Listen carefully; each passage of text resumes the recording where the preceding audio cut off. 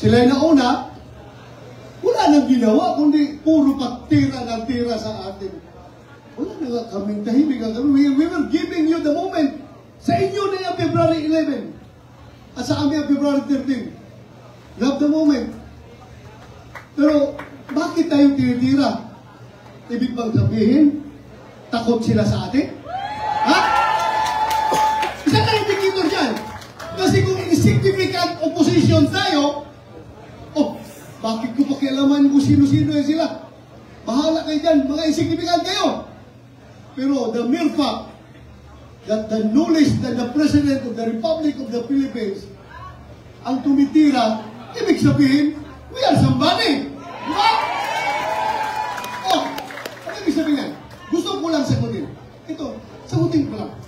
In fairness, in fairness, lahat ng mga mahirap na lumaki, nagbibinta ng suka, nakagat ako.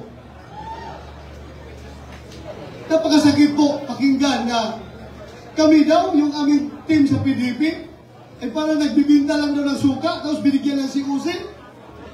Anong tingin nyo kaya Tony Hinlock? Abogado yan! At Tony Jimmy Bullock, abogado yan! At Tony Rodriguez, abogado yan! At Tony Marcolita, abogado yan!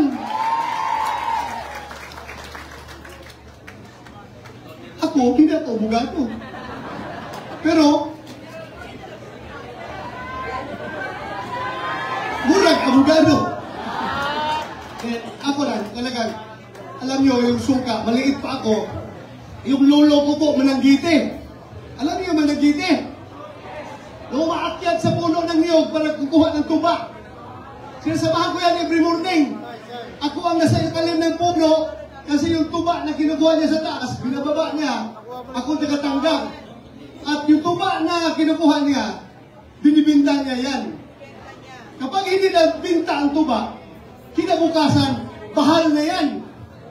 Ano ibig sabihin ng bahal? Yung hindi na presko. Bahal na, medyo mapakla na yung tuba. Pagkapangatlong araw, mas lalo mapakla. Bahal pa rin ang tawag namin yan. Pero after the third day, hanggang 1 week and onwards, yung tuba ay nagiging suka. At yung suka na yan, hindi niya kinikwinta ng lolo ko, ang kanya tuba lang. Pag nabinta ang tuba, sa kanya yung pera. Pero yung suka, sobra na, ako na magbibinta niyan. So, income ko na yun. Pambaon ko pag-eskwela. Nilalagay namin yan sa butilya ng buti ng lungnik. Alam niyo yung lungnik? Lapad, at saka yung lapad, yung tanduay. Ilagay namin yan, di-display ko sa labas ng bahay namin para mabili ng mga kapitbahay na dumadaan. Kaya, huwag nating maliitin yung mga nagtitinda dati ng suka. Dahil, hindi po masarap,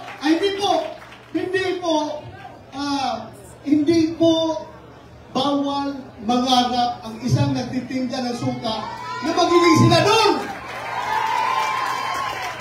Ako'y nagtitinda ng suka, pero nakapag-masteral degree ako. Nakapag-doktor of philosophy ako. Naging CPNP pa ako.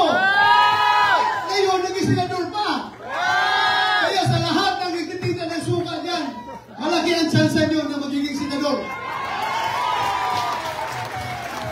Hindi kasi, ito mga tao na lumaki sa layaw, yung hindi kumakain ng pagkain ng mahirap, baliwala sa kanilang suka.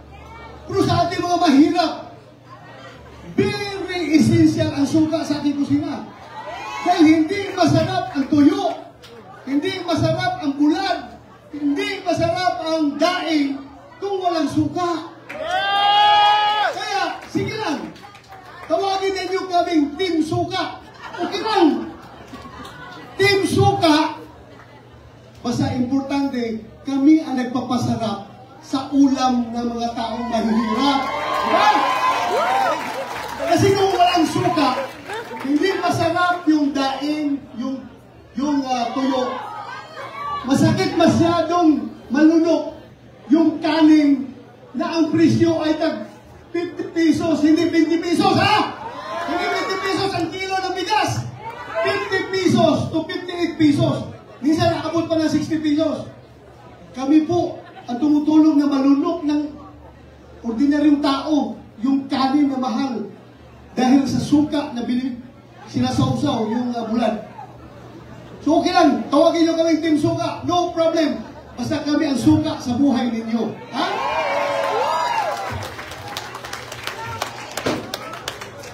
Tayo daw! Ay, nabanggit ko lang kasi yung nakikita ko dito. Andito pala si Pastor Kibuloy. Diba? Isasahin ko yan mamaya. Isasahin ko yan mamaya. Huwag kayo mag-alala, isasahin ko yan. Ang kandidato daw ng kabila ay may bahid ng dugo ang kamay. Dahil sa tukhang, wala mang ibang involved sa tukhang kundi ako. Diba? Kaya, with all due respect, sasagutin ko lang po. Alam po ninyo mga kaibigan, kung yung aking mga kamay ay may bahid ng dugo, hindi ko po yan ikinakakahiya.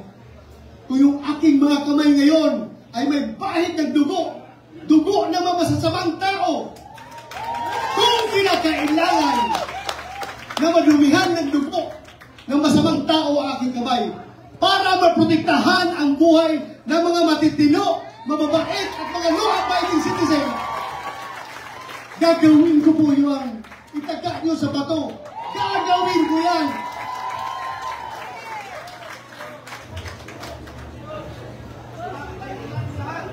Alam nyo, ang uplan to kang napakaganda po. Nung sinabi ko na wala kaming host, wala ang magsusuporta sa amin, wala kaming resources para maggandak ng rally, wala po kami ang pinipilaban. Kaya kami ay maggawa na lang ng tukhang na pangangampin. Pagkakampanya, magtutukhang na lang, tuktukhang nyo. Puntahan lahat ng bahay na pwedeng kaya puntahan, katukin. At pag open ang pintuan, nakangisi yung may-ari. Oh, salamat. Pakiusap ako, pwede yung boto kami, mga pinipilaban at buong team ng Suka. Hanggang pisanan nyo kami. Pero pag open ang pintuan, nakasimangot, sorry po. Okay lang po, alis kami. So yun na po ang diskarte na gagawin namin. Dahil wala kaming pundo. Wala kaming pundo. Kaya sundutin ko na lang rin yung sinasabi.